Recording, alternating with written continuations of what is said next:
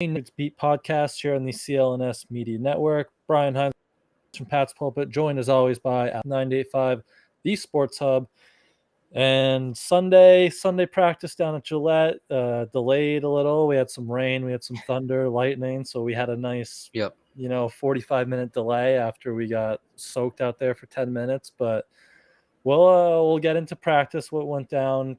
Really only out there an hour 15, kind of a slower session here today as they get ready for Green Bay. But before we do that, we had some roster moves over the weekend since the Thursday preseason opener. The Patriots release linebacker Olakunle Fatukasi, I believe I said that correct. Yeah, you got it. Special teamer Jordan Healig, who a lot of us kind of had as a dark horse there and the UDFA as a special teamer. And they got CJ Maribel, running back, and Mika Vanterpool, a lineman. Two kind of position of needs there, two USFL players. So, they keep kind of churning that depth over in the bottom of the roster. Yeah, people are freaking out about, they need linemen, they need running backs, and they signed two guys from USFL. I don't think these guys are supposed to be answers to their problems. I would hope not. I think what this is simply having the depth to get through the next few days and weeks at camp, which they'll need. We saw Vanterpool repping with the second team today at guard, and they didn't do a ton of run work today, but Pierre Strong wasn't out there. So if Ramondre Stevens is limited and Pierre Strong's hurt, that just leaves you Kevin Harris and JJ Taylor. You need another back just to simply get through these days and get through these drills without overworking somebody and risking them getting hurt, expanded risk to injury. So I don't know what they're going to do on the line. The answer I don't believe is out there, but I don't think Vanterpool's meant our line sucks, so we signed this guy and we're fine. I don't think that's what that is. I do still think they're in the running for Ezekiel Elliott, Leonard Fournette, because the fun thing about the roster is even once it's full, you can cut somebody and sign somebody else. So I don't think they're done in that regard. I still think that they should be looking. I still think they will be looking at one of those veteran running backs, but there's a couple of reasons those guys might not want to sign right now. They might not want to do 3 weeks of camp. This is the more likely one. They probably want to wait for Dalvin Cook to set the market before they sign so they don't get shortchanged. So in the meantime, you need somebody, and that's what CJ Maribel is going to be. And then when they get to the point with Fournette or Ezekiel Elliott where they're ready to get a deal done, they'll cut Maribel or they'll just cut somebody else and open up that roster spot. I would not rule out them still signing a veteran running back. I think that's still on the table.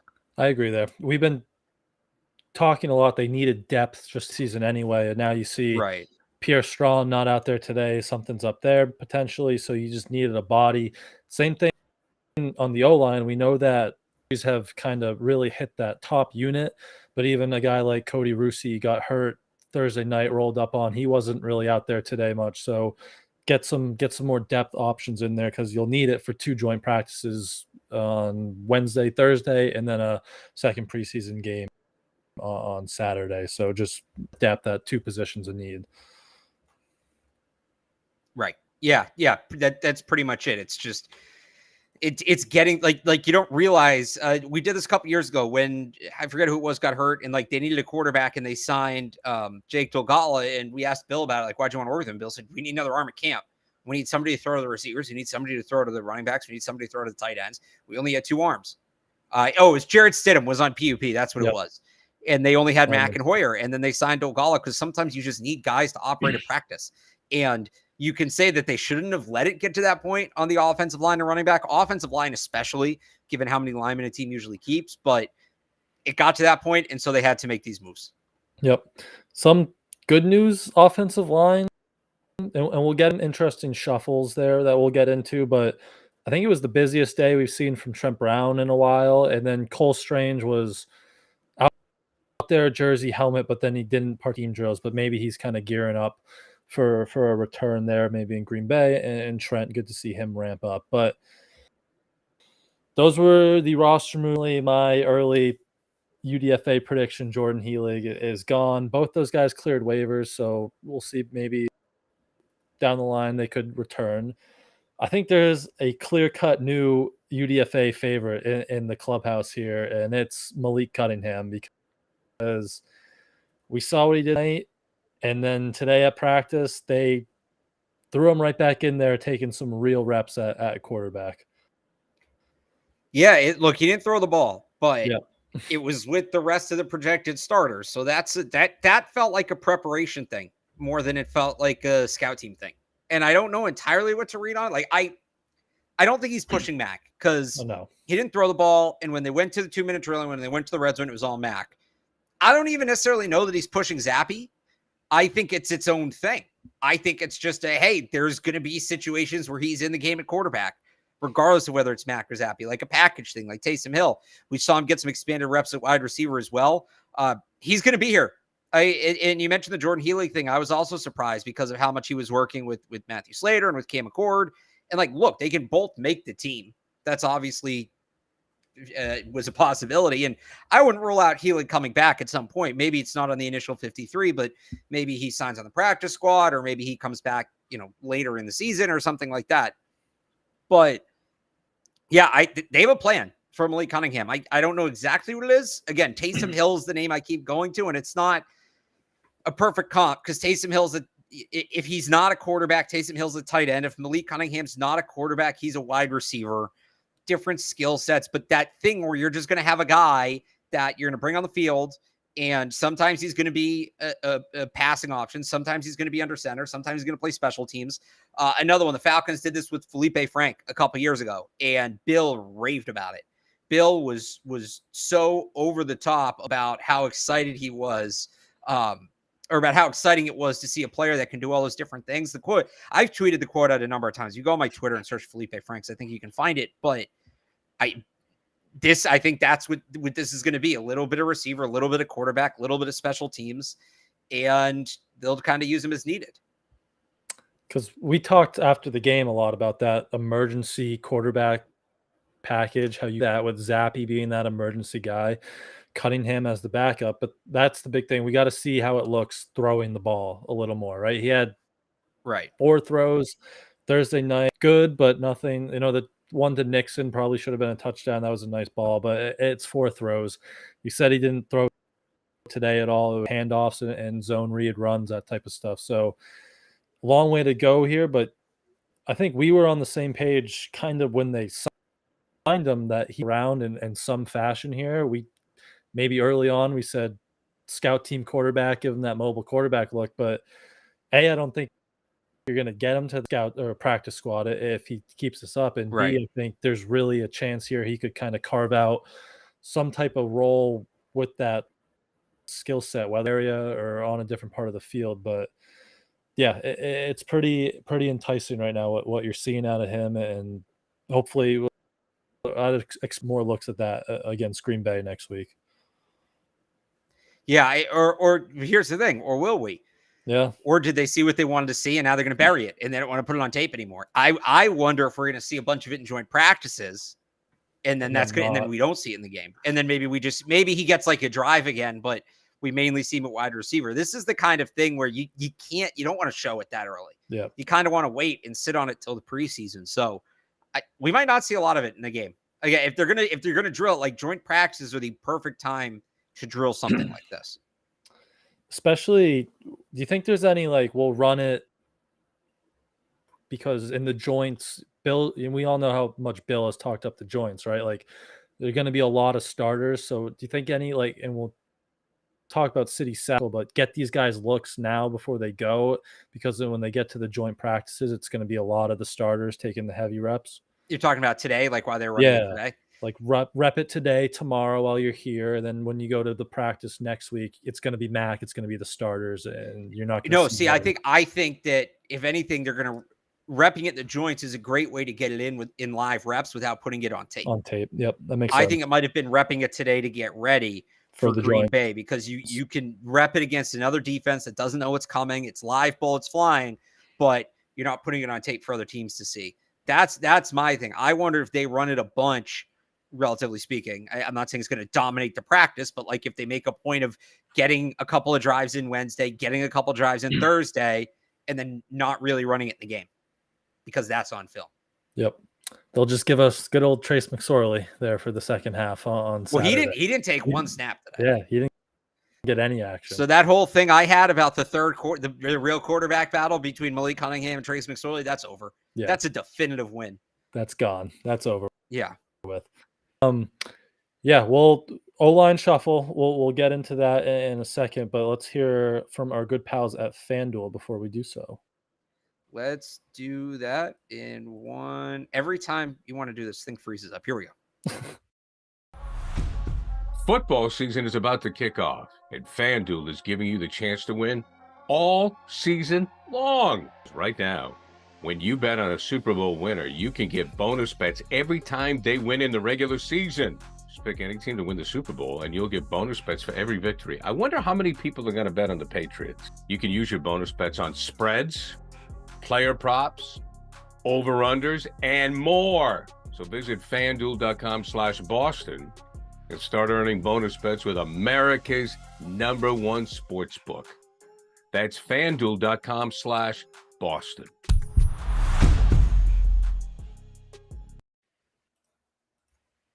I saw a comment about Chad Ryland. We'll get to that. Poor Kevin, our friend Kevin Stone, had to hear my kicker rant today during practice. Oh, you have a kicker rant. We can get to that. But I'm excited to hear. You haven't had like you've been hosting a show now for a couple months, and I feel like we haven't gotten a really good Brian rant. So I'm excited for this. Maybe until the end of the show for that one. All right, but offensive line. Someone else said no kicker talk. We will get to that. Welcome to the show. If it's your first time tuning in, the person who doesn't want kicker talk on Patriots Beat. We always have to get kicker and punter talk in there. But offensive line, talked about it a little bit. Left side was, as we've kind of seen, Trent Brown, Mafi, David Andrews, but a switch on the right side. Riley Reef, who didn't play in the Thursday, he's only repped at tackle throughout the spring and the summer, slid into that right guard spot, and then City So was at right tackle, which is seen at all really here. And Connor McDermott bumped back to that second unit at right tackle. So it wasn't pretty Thursday, and still these got options you would hope, or except the right tackle spot, but they're kind of running through some different looks here as we keep moving throughout the summer. So it's interesting. I think in terms of being at guard, Riley Reef makes a lot of sense there, because we've talked about his issues with movement and guys running around him on the edge, and how well he's done in one-on-ones when he's blocking a guy in a phone booth and the guy can't run around him. And that's what you do at guard. So I do think, that move makes a lot of sense. But then is City So the right answer at right tackle? I don't know. I thought he looked pretty raw the other night. I know some of the PFF guys loved him. I thought he looked like he had a little bit of work to do. And then what does that mean for Mike Onwenu? Is that a sign Mike Onwenu's not going to be back to start the regular season? Or is it a sign Mike Onwenu's going to play right tackle? And this was actually the combination we had not talked about at all, which would be Trent Brown, left to right, Trent Brown, Cole Strange, David Andrews, Riley Reef, Mike Onwenu. Could that be in play? So for Riley Reef, I like to move inside to right guard. What it means for the team, I don't know, because I'm not benching Mike Onwenu for Riley Reef. And then what do you do when Mike Onwenu comes back? Are you sitting Riley Reef, which is probably the better option, but you paid him a lot of money? That would suck. And that still leaves you up in the air at right tackle, because they look kind of out on Connor McDermott right now. And he had a rough night on Thursday night, as all the linemen did. I didn't think it was that much worse than anybody else's. Certainly not enough to disqualify him from, starting contention. So right tackle's only more confusing at this point. But I guess if you have to start Riley Reef, right tackle's a good spot to do it. Then what are you doing with Mike Onwenu? If you're telling me you're doing that to move Mike Onwenu to right tackle, A+, love it. If it's anything else, I don't know. I'm going to have some questions. So that was kind of thing. I didn't really put the move Onwenu to tackle. I kind of saw that, and I'm like, I literally just thought of that as I was saying this. There you go. I thought, is Big Mike not going to be ready for the regular season here? And now we're getting a veteran. I had that same thought. Getting a veteran in there, because if you think Mike's going to be ready, you'd rather have Reef keep repping at right tackle, or maybe get some of these young interior options, those reps at guard. But when I saw Reef in there, that's what at first. And, we've talked about the foot speed a lot declining. So guard is a good spot for him. So that would be interesting seeing if that's kind of Winu. And then, Sal, Sal, he kind of looked, I agree with you, raw, the foot speed at times. Looked like a guard that bumped out to tackle who hasn't played tackle since college. So that's going to be interesting how that continues to develop. We haven't really got an update on Winu's health in a while. Out there at the end in like street clothes, looked like he was just working out. So maybe he's getting closer, but we haven't really got an update on him. So it's still the right tackle position. That's the issue right now. One other thing I'd add is to go back to the right guard spot. It makes it, and Ryan brought this up in the chat. It makes it even weirder that Riley Reef didn't play on Thursday night. Yeah. And I said at the time, I didn't love that. Would love to see if he's going to play right guard, would have loved to see him get some game reps. And maybe they wanted the younger guys to play. Maybe they wanted Mafi to play and they wanted Rusi to play. And that group, Jake Andrews, all of them. But I wonder, where was he? So we thought that he was losing his job at right tackle. Then he doesn't play with all the established starters, and now he's repping at right guard. So it's kind of all over the place for him right now. Yep, that'll be interesting. And they'll have a good test against Green Bay. They got some good pass rush. How they line up, how they hold up, it'll be interesting to watch. But some other highlights throughout practice today, Christian Gonzalez had a nice win off Mac and covering Juju down there in the red zone. And then Marte Mapu looked like he got his hands on a couple balls there. So kind of the rookie, some nice moments down there in the red area today. But, Mac had some good moments down there too. He had a couple completions too. Hunter Henry, Kendrick Bourne had a really whip route on Jack Jones. So, nothing too big today. It still wasn't no full pads, not full tempo. But a few highlights there throughout the day. I also thought Mike Jones and Mike Gesicki had a couple of nice connections, and it just builds on something we saw last week and we talked about last week, that the chemistry between those two continues to develop, and that's what's big for first-year receiver when they're on some of these timing patterns, some of these back shoulder things, some of these routes that you can only run if the quarterback trusts the receiver, like throwing the ball before the receiver turns, knowing when he's going to turn, knowing where he's going to be before he gets there. You're starting to see Mac Jones and Mike Gesicki connect on some of these. And obviously that's big all over the field, but in the red zone, to go back to the beginning of camp when they had those red zone issues, those routes are most effective in the red zone. So the big story to me with first team offense today, and I think will continue to be here, is the relationship between Mac Jones and Mike Gesicki, because Gesicki is a guy that can really help elevate this offense. Still developing. And that was really all I had from, throughout practice. Still no John Jones.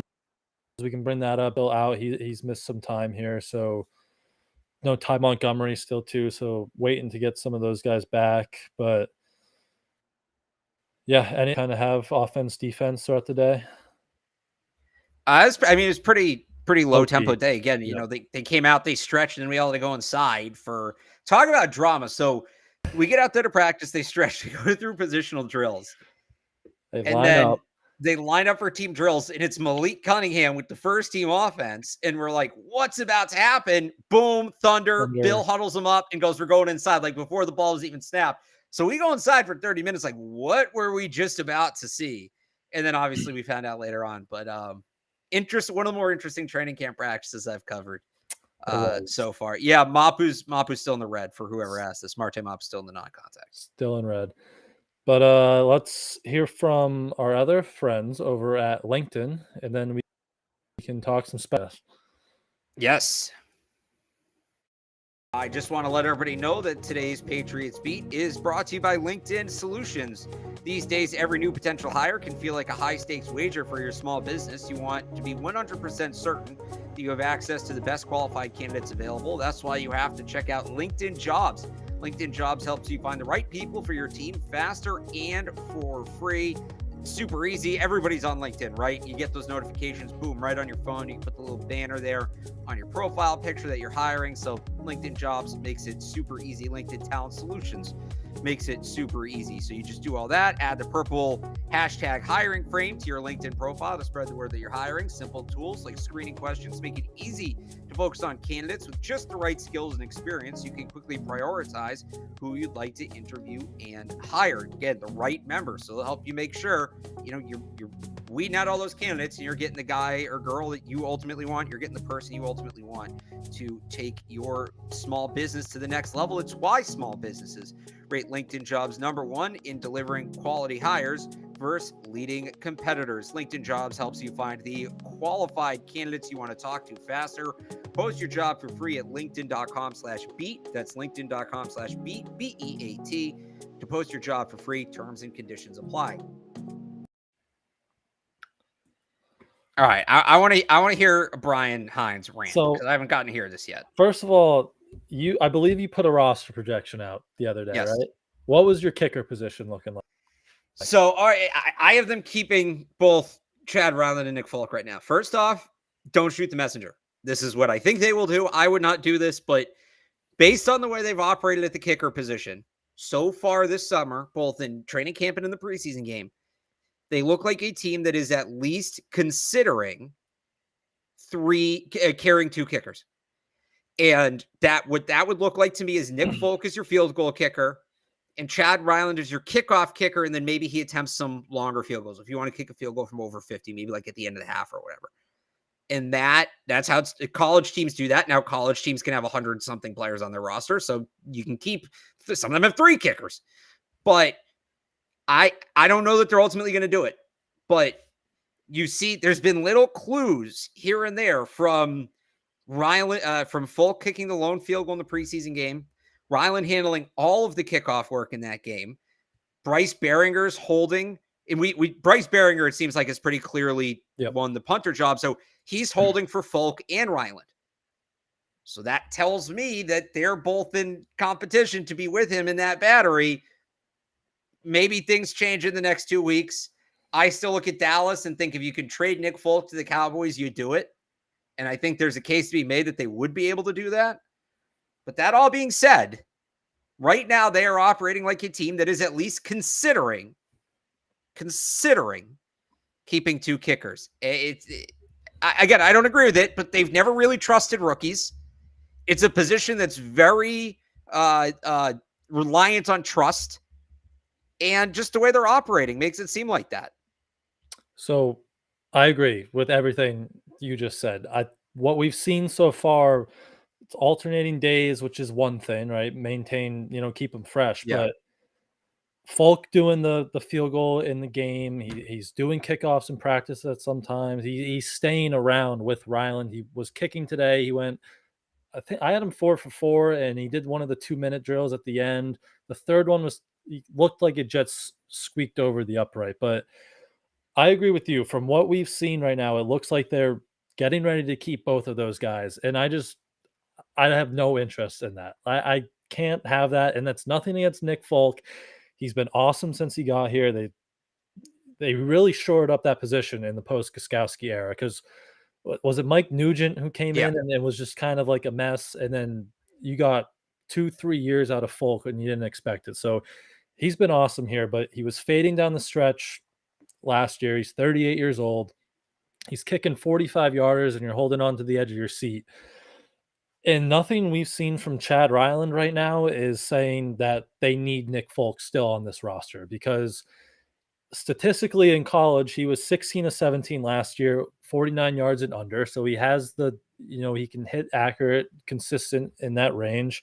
He's been good throughout the summer, right? If he has one miss every day or a day or there, it's nothing major, right? It's by a few feet. He's still hitting the kicking net. So everything I've seen out of Ryland has been good. For a 4th-round pick that you traded up for, you're not going to let him handle all the kicking duties on a team that might be trying to squeak Malik Cunningham on, or maybe Kayshon Boutte, and keeping 6 wide receivers. Like, I just can't justify keeping 2 kickers, and it looks like they might be headed in that direction right now. If Folk somehow wants to stay on the practice squad, fine, but I can't do both, especially if you could maybe get a draft pick for Folk. I don't know. I can't do the 2 kicker thing. Meanwhile, I wanted Jake Moody in the draft. I thought he was number 1 kicker. He was taken in the 3rd round, and then they traded up and took Ryland as the 2nd kicker off the board. Moody was 0 for 2 today. Yeah. So maybe they got the right guy. But again, I'm with you. Just trust the kid. And if you're really worried about it, go find some other veteran and sign him on the practice squad and keep him as an emergency. I don't think they're getting Nick Folk on the practice squad. No. Because Dallas literally does not have an NFL kicker right now. They cut Tristan Vizcaino. The lone kicker on their roster is some MLS player. So if you're Nick Folk, Dallas is going to call. They're going to offer you more money. You get to actually live at home instead of commuting 5 hours each week and leaving your family. You get to kick indoors. You get to play on a better team. Why wouldn't he take that? Right? Why is he in? That's not to say he hates the Patriots, but even if I'm the Patriots, I'm like, dude, yeah, of course. Yeah. Such a better opportunity. So go find somebody else and throw him on the practice squad. But you took the kid in the 4th round. You traded up for him. Trust him. And if it goes downhill, it goes downhill. Honestly, I think there's just as much of a chance that keeping Nick Folk as your kicker goes downhill because he's struggled at the end of last year. So for what it's worth, I was able to keep, somebody said, def not keeping 6 receivers if we keep 2 kickers. If you go to my last roster projection, 985thesportshub.com, I kept 6 receivers, 2 kickers, Malik Cunningham, and had a guy on there that they already cut in Jordan Healy. So you can do it. I got a little creative on the offensive line. Actually, and I only kept 52 players because I had one spot at running back that was just TBD. That I guess now, CJ Marable's not making the team. That was more meant for Ezekiel Elliott. But if you want to know how I did it, 985thesportshub.com, but I did do it. But yeah, I think it's possible.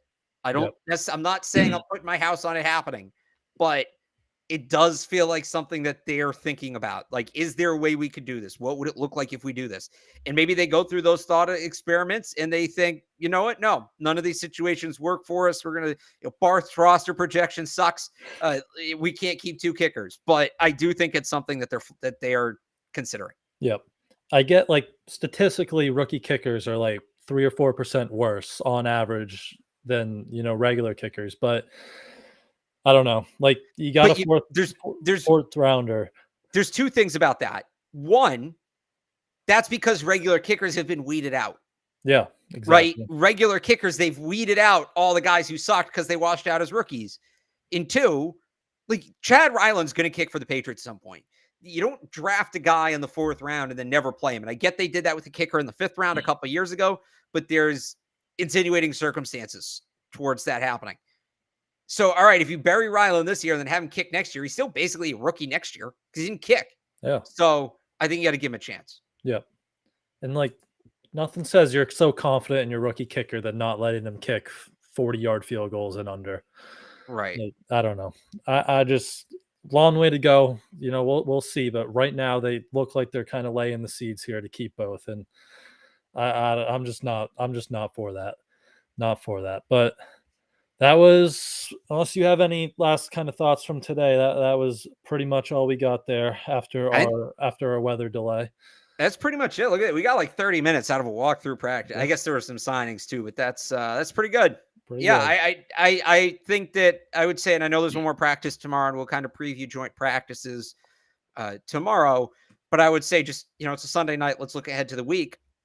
I think that the Ezekiel Elliott, Leonard Fournette conversation should heat up this week. I don't know that anything gets done, but Pierre Strong's out. We're going to get a really good look at Kevin Harris. And even if Pierre Strong comes back, we're going to get a really good look at those 2 guys against another defense, against a defense that isn't bad. And if they're not cracking it against Green Bay, it's really time to start talking about calling and, start to make those calls and try to get that veteran running back in here. So that's, I think, going to be a big focus this week. And Pierre Strong being out today, there's actually some significance to that. It's easy to gloss over, but I think this is a massive week for those 2 guys. And if Pierre Strong's not going to be on the field, that hurts. Now, maybe he comes back tomorrow. Maybe it's just a one-day thing, but something to keep an eye on at tomorrow's practice. Absolutely. So they'll be back for practice tomorrow. We will be back to recap it and get into a little more of those joint practice previews for Green Bay next week. But until then, Go follow Alex on Twitter at RealAlexBarth and go read all of his coverage over at 985thesportshub.com. You can follow me on Twitter over at IamBrianHines and go read all my coverage over at patspulpit.com. As always, thank you guys for tuning in, and we will see you tomorrow.